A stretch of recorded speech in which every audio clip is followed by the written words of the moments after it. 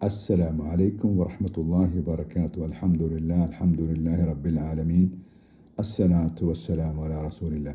الحمد لله الذي هدانا لهذا وما كنا لنهتدي لولا أن هدانا الله. സൃഷ്ടിക്കുകയും സംവിധാനിക്കുകയും മാർഗദർശനം നൽകി അനുഗ്രഹിക്കുകയും ചെയ്ത പ്രപഞ്ചനാഥനിലുള്ള സുരക്ഷയും സമാധാനവും നിങ്ങളിൽ ഓരോരുത്തരിലും സദാ വർഷിപ്പുമാറാകട്ടെ. ഇസ്ലാമിലെ അതിപ്രധാനമായ ഒരു അനുഷ്ഠാന കർമ്മമാണ് നമസ്കാരം, സ്വല. ഷഹാദത്ത് കലിമ ചൊല്ലി ഇസ്ലാം സ്വീകരിക്കുന്നതോടെ നമസ്കാരം അവനിൽ നിർബന്ധിതമായിരിക്കുന്നു. ലോകത്ത് മനുഷ്യാരംഭം മുതലേ നമസ്കാരം ഒരു നിർബന്ധ ബാധ്യത എന്ന നിലയിൽ പ്രവാചകന്മാരിലൂടെ അള്ളാഹു പഠിപ്പിച്ചു വന്നിട്ടുണ്ട്. മാനവരാശിയിലേക്ക് അവതീർണനായ അവസാനത്തെ പ്രവാചകൻ മുഹമ്മദ് നബി സല്ലല്ലാഹു അലൈഹി വസല്ലമയെ ആകാശത്തിലേക്ക് വിളിച്ചു വരുത്തിക്കൊണ്ട് അള്ളാഹുവിൻ്റെ സന്നിധിയിൽ നിന്നും നേരിട്ട് നൽകിയ പരിപാവനമായ കർമ്മമാകുന്നു നമസ്കാരം. സല ഒരു പരിചയാകുന്നു, തിന്മയിൽ നിന്നും മനുഷ്യനെ തടഞ്ഞു നിർത്തുന്ന ഒരു ഷീൽഡ്, ഒരു ബാരിയർ അഥവാ ഒരു പരിച. എത്ര കണ്ട് സിൻസിയറായിട്ടാണ് നാം അതിനെ അപ്രോച്ച് ചെയ്യുന്നത് എന്ന് നമ്മൾ ഓരോരുത്തരും പരിശോധിക്കേണ്ടതുണ്ട്. സൂറ അൽ ബഖറയിലൂടെ അള്ളാഹു ആ കാര്യം നമ്മളെ ഉണർത്തുന്നുണ്ട്. ഹാഫിദു അല സലവാത്തിൽ വസ്ത വഖൂമു ലില്ലാഹി ഖാനിതീൻ ഫൈൻ ഖിഫ്തും ഫറിജാലൻ ഔ റുക്ബാനൻ വൈദ അമിൻതും വദ്കുറുല്ലാഹ കമാ അല്ലമക്കും മാ ലം തകൂനു തഅലമൂൻ. നമസ്കാരങ്ങളെ, വിശേഷിച്ചും മധ്യ നമസ്കാരത്തെ സൂക്ഷിച്ചു നിലർത്തുക. അള്ളാഹുവിന് വിധേയത്വമുള്ളവരായി നിങ്ങൾ നിൽക്കുക. നിങ്ങൾ ഭയപ്പെടുന്ന പക്ഷം നടന്നുകൊണ്ടോ വാഹനത്തിൽ വെച്ചോ നമസ്കരിക്കുക.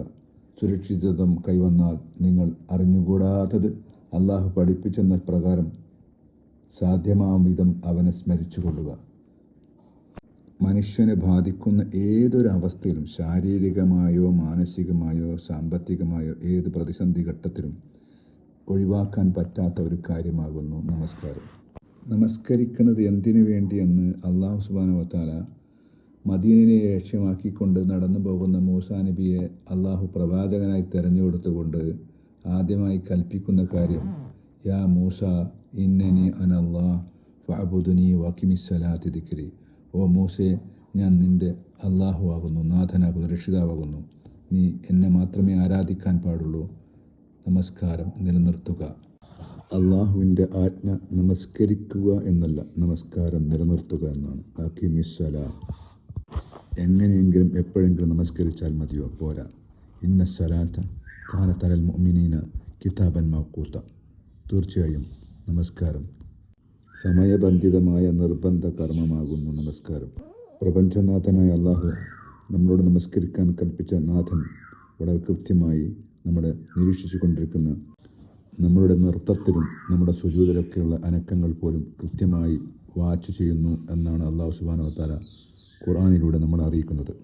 മനസ്സിനെ അലട്ടുന്ന പ്രതിസന്ധി ഘട്ടങ്ങളിൽ നമസ്കാരത്തെ സമീപിക്കാനാണ് അള്ളാഹു പ്രവാചകനോട് അറിയിക്കുന്നത്.